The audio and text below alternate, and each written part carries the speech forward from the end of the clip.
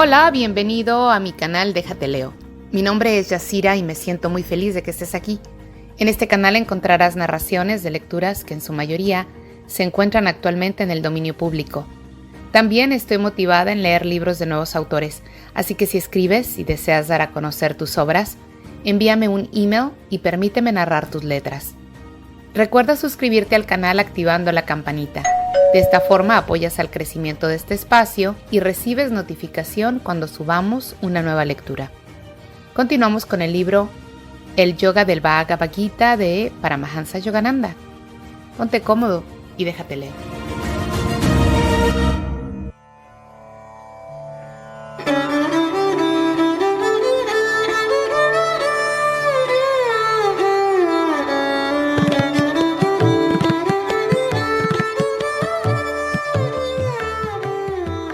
Capítulo 4. Las fuerzas psicológicas contrarias al alma. En el Bhagavad Gita, que es un tratado metafísico y psicológico de un vasto alcance, se describen todas las experiencias que ha de atravesar el viajero espiritual en su sendero hacia la emancipación. Hasta el momento, el foco de la atención se había centrado principalmente en los estados positivos que el devoto se esfuerza por desarrollar. En las estrofas siguientes, se nos advierte acerca de los estados negativos que amenazan con intimidar al devoto y desviarle de su meta. Hombre prevenido vale por dos. El devoto comprende la naturaleza del camino que ha de recorrer, no se sentirá jamás inseguro ni descorazonado ante la inevitable oposición a la que haya de enfrentarse. En las estrofas 8 y 9 del primer capítulo del Gita, Duryodhana, el deseo material, declara que cuenta con los siguientes aliados para retener el dominio sobre el reino corporal.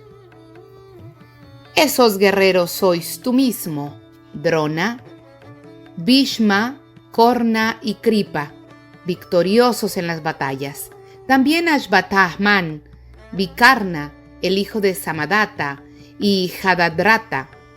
Asimismo están aquí reunidos muchos otros guerreros muy bien entrenados para la lucha, provistos de diversas armas y dispuestos a dar su vida por mí.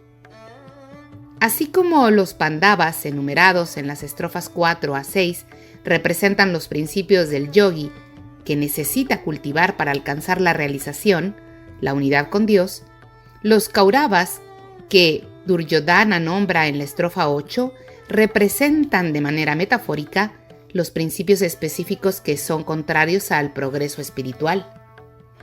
En los Yoga Sutras 1.24, Patanjali afirma: el señor Ishvara no se ve afectado por klesha, los problemas, karma, la acción, vipaka, los hábitos, y ni ashaya, el deseo. En los Yoga Sutras 11.3 se señala que klesha, los problemas, presenta 5 aspectos: avidya, la ignorancia; asmita, el ego; raga, el apego en el general; devsha, la aversión; y abhinivesha, el apego al cuerpo. Dado que el Señor se encuentra libre de las mencionadas 8 imperfecciones inherentes a la creación, el yogi que busca la unión con Dios debe, asimismo, desalojar de su conciencia estos obstáculos a fin de alcanzar la victoria espiritual. Cuando el ego o conciencia del yo ha tomado partido por las fuerzas materialistas de la creación, se dice que adolece de 6 defectos: doshas, kama, la sensualidad; krodha, la ira; lobha, la codicia; moha, la ilusión; mada, el orgullo; y matsarya, la envidia. En Dios habla con Arjuna se brinda una descripción detallada de cada uno de los enemigos psicológicos antes aludidos, además de proporcionar la correlación del nombre sánscrito de cada guerrero con la cualidad que se simboliza. A continuación se mencionan algunos puntos básicos acerca de los principales enemigos del progreso espiritual. El egoísmo, simbolizado por Bhishma. El nombre de Bhishma deriva de la raíz sánscrita bi o bis, atemorizar. En la batalla metafísico-psicológica que se describe Bhishma, ego, es el oponente más poderoso de los Pandavas y por ello es el que despierta mayor temor en el corazón de las fuerzas espirituales ubicadas en los centros espinales, que intentan avanzar hacia el espíritu para restablecer el reino de los divas, conciencia del alma. Asmita, el segundo de los kleshas, mencionados por Patanjali, deriva del término sánscrito asmi, yo soy, de as, ser. Así pues significa egoísmo, igual que el alegórico Bhishma del Gita. Patanjali describe de la siguiente manera el klesha del sentido individual del ser. Asmita, el egoísmo, es la identificación del observador con los instrumentos de observación. El ego cobra existencia cuando el alma, el observador, la imagen de Dios en el hombre, olvida su verdadero ser divino y se identifica con los poderes de percepción y de acción localizados en los instrumentos del cuerpo y de la mente. Asmita es, por lo tanto, la conciencia en la que el observador, ya sea el alma o su pseudonaturaleza, el ego, y sus poderes de discernimiento se encuentran presentes como si fueran una unidad indivisible. El grado de ignorancia o iluminación inherente a esta identificación depende de la naturaleza de los instrumentos respectivos a través de los cuales se manifiesta la yoidad o identidualidad.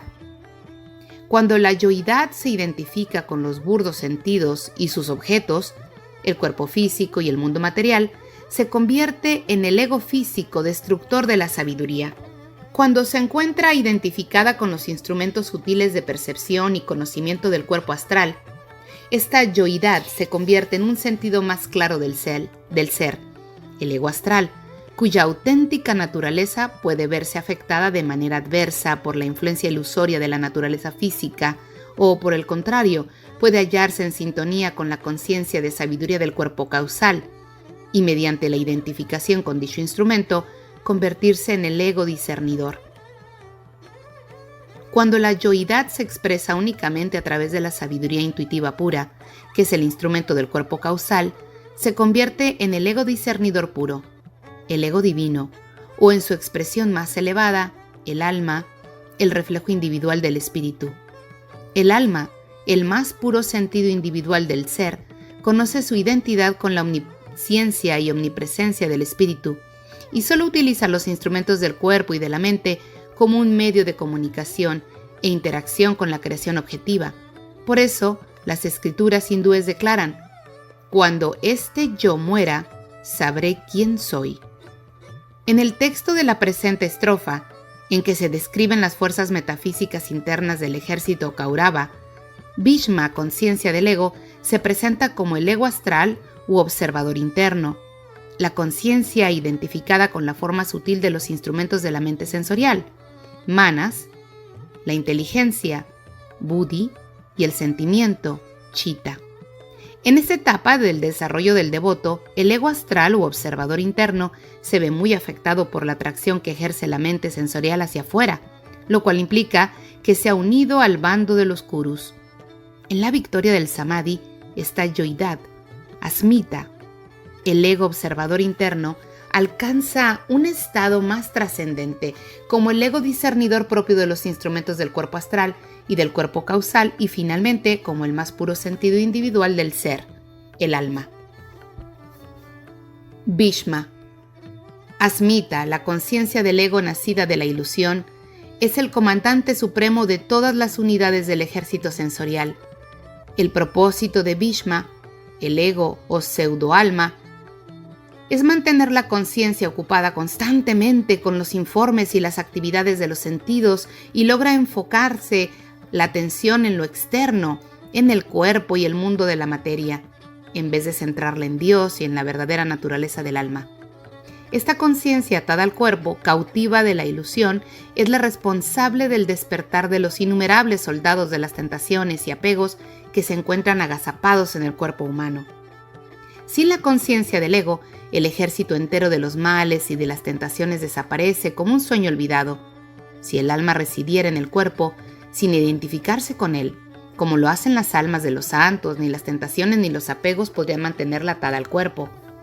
Los problemas del hombre común nacen del hecho de que, cuando el alma desciende al cuerpo, proyecta en éste su naturaleza individualizada de bienaventuranza, siempre consciente y siempre renovada, y a partir de ese momento se identifica con las limitaciones de la forma física. El alma cree entonces que ella es el desdichado ego, sujeto a incontables tentaciones. Sin embargo, la identificación del alma con el cuerpo no es real, sino imaginaria. El alma es, en esencia, eternamente pura. Los seres mortales comunes y corrientes permiten que sus almas vivan como egos enredados en el ámbito de lo corporal, en vez de vivir como almas verdaderas reflejadas al espíritu. Kama, la sensualidad, simbolizado por Duryodhana, el deseo material. Con el pretexto de satisfacer sus necesidades, el ego tienta al hombre a buscar permanentemente la autosatisfacción, lo cual trae como resultado el sufrimiento y la aflicción. Aquello que daría contento al alma se deja en el olvido, y el ego continúa tratando sin cesar de satisfacer sus insaciables deseos. Kama, la sensualidad, es por lo tanto el deseo vehemente de entregarse a las tentaciones sensoriales.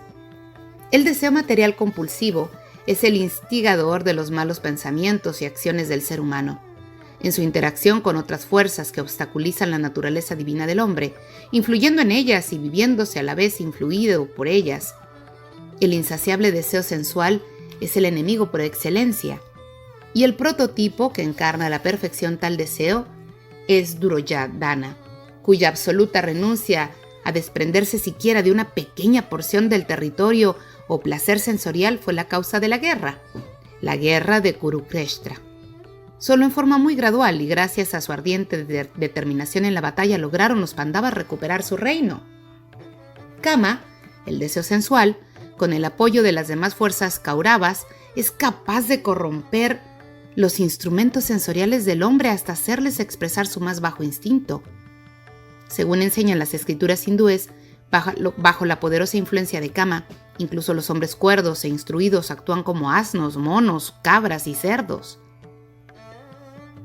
La sensualidad se relaciona con el absoluto de cualquiera de los sentidos, o de todos ellos, al buscar el placer o la gratificación. A través del sentido de la vista, el hombre puede codiciar objetos materiales. A través del oído anhela el dulce y lento veneno de la adulación, así como las vibraciones sonoras de voces y música que enardecen su naturaleza materialista. A través del placer sensual del olfato, se siente atraído hacia ambientes y actividades perjudiciales. La acción desmedida por la comida y por la bebida le impulsan a satisfacer su paladar a expensas de su salud. A través del sentido del tacto, ansía disfrutar de una comodidad física desmesurada y absurda, del impulso sexual creativo. La sensualidad también busca la gratificación en la riqueza, la posición social, el poder y la dominación, todo aquello que satisface la conciencia del yo, mí, mío, de la persona egoísta. El deseo sensual es egotismo, el peldaño más bajo en la escala evolutiva del carácter de los seres humanos. Por la fuerza de su pasión insaciable, Kama adora destruir la felicidad, la salud, las facultades cerebrales, la claridad del pensamiento, la memoria y la capacidad de discernimiento del hombre. El poder benéfico y maléfico del hábito, simbolizado por Drona. Solo en contadas ocasiones el ser humano se da cuenta de que su salud, su éxito y su sabiduría dependen en gran medida del resultado de la batalla entre sus buenos y sus malos hábitos. Quien quiera que busque establecer dentro de sí la soberanía del alma no debe permitir que su reino corporal sea invadido por los malos hábitos. El modo de desterrar estos elementales perjudiciales es entrenar una amplia variedad de buenos hábitos en el arte de alcanzar la victoria de la guerra psicológica. El nombre de Drona proviene de la raíz sánscrita dru, disolver. Drona, por lo tanto, significa aquello que permanece disuelto. Ni los pensamientos ni las acciones físicas dejan de existir una vez que se han concretado, sino que permanecen en la conciencia en forma más sutil o disuelta, como impresiones o huellas de aquella manifestación densa del pensamiento o de la acción. Dichas impresiones, denominadas samskaras, producen poderosos impulsos. tendencias o inclinaciones que influyen sobre la inteligencia para que ésta repita tales pensamientos y acciones. Con la repetición frecuente, esos impulsos se convierten en hábitos compulsivos. Por consiguiente, podemos simplificar la traducción de samskara en este texto y darle el significado de tendencia interna o impulso interno o hábito. El preceptor drona representa el samskara que, en sentido amplio, puede definirse como tendencia interna o hábito. Según el relato histórico del Mahabharata, Drona era el magistral preceptor que había instruido en arquería tanto a los Kurus como a los Pandavas. Durante el enfrentamiento entre ambos clanes, sin embargo, Drona se puso de parte de los Kurus. Tanto las buenas tendencias de discernadoras propias de la inteligencia pura del alma, buddhi, como las tendencias mentales perversas de la mente sensorial, manas, habían aprendido de la tendencia interna, drona, el arte bélico de manejar respectivamente las armas de la sabiduría reveladora del alma y las armas de la conciencia sensorial oscurecedora de la verdad. Si los impulsos subconscientes de los samskaras de una persona son positivos, ayudan a crear buenos pensamientos, acciones y hábitos en el presente. Si estos impulsos innatos son negativos, despiertan malos pensamientos que dan lugar a acciones y hábitos perjudiciales. Así como los pájaros deben girar la cabeza para enfocar un solo ojo a la vez sobre un objeto determinado, Drona, la inteligencia guiada por el hábito, samskara, emplea una visión unilateral y apoya la tendencia dominante. Este impulso interno, Drona, se une a las tendencias mentales perversas, los kurus, cuando éstas predominan en el ser humano. Por lo tanto, a no ser que el samskara o inclinación hacia el hábito sensorial se purifique mediante la sabiduría, seguirá a Duryodhana, el rey deseo, material. Por esta razón, en el devoto que aún debe triunfar en la batalla de Kurukshetra, Drona, la inteligencia influida por los malos hábitos, se suma al bando de los kurus, las tendencias mentales perversas, y los ayuda a dirigir sus flechas de la lacerante negatividad contra los poderes del discernimiento. Para resumir, el principal de los males que en la práctica trae consigo la conciencia del ego y sus 6 defectos es la compulsión creciente a olvidar el propio ser, el alma, así como sus expresiones, manifestaciones y requerimientos, y a desarrollar la empecinada tendencia a satisfacer las insaciables necesidades del ego. En términos psicológicos, la conciencia del ego consiste en la transferencia e injerto de una falsa personalidad. Es preciso reconocer y erradicar la usurpadora conciencia del ego y sus variantes tendencias que impiden establecer contacto con el verdadero ser. Cada vez que se siente invadido por la ira, el aspirante a yogi debe tener siempre presente: ese no soy yo. Cuando su autodominio se vea desbordado por la sensualidad o la codicia, debe decirse a sí mismo: ese no soy yo. Cuando el odio amenace oscurecer nuestra auténtica naturaleza con una máscara de emoción despreciable, debemos disociarnos energéticamente de tal emoción y afirmar: ese no soy yo. El devoto aprende a cerrar las puertas de su conciencia para impedir la entrada a los visitantes indeseables que buscan alojarse en su interior, y cada vez que otras personas le utilicen o le maltraten, pero aún así sienta palpitar en su interior el sagrado espíritu del perdón y del amor, podrá afirmar entonces con toda convicción: ese sí soy yo, esa es mi verdadera naturaleza.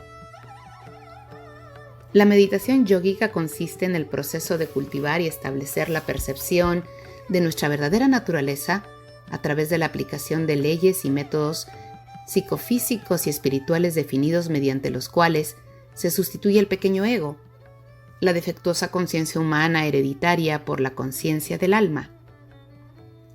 Las nobles cualidades espirituales expresadas por quien está despertando la conciencia del alma son descritas por el Señor Krishna en las estrofas iniciales del capítulo 16 del Bhagavad Gita. Véase la página 157. Cada noche, antes de retirarse a descansar, la persona mundana, el moralista, el aspirante espiritual y el yogi, al igual que el devoto, deberían preguntarle a su intuición si fueron sus facultades espirituales o sus inclinaciones materiales hacia la tentación las que guiaron las batallas del día. Entre los buenos y los malos hábitos, entre la templanza y la codicia, entre el autocontrol y la sensualidad, entre el deseo honrado de obtener el dinero necesario y las ansias desmedidas por poseer riquezas, entre el perdón y la ira, entre el gozo y el pesar, entre la afabilidad y la hosquedad, entre la bondad y la crueldad, entre la generosidad y el egoísmo, entre la comprensión y los celos, entre el valor y la cobardía, entre la confianza y el temor, entre la fe y la duda, entre la humildad y la soberbia, entre el deseo de comulgar con Dios en la meditación y el inquieto afán por emprender actividades mundanas, entre los deseos espirituales y los materiales, entre el éxtasis divino y las percepciones sensoriales, entre la conciencia del alma y la conciencia del ego.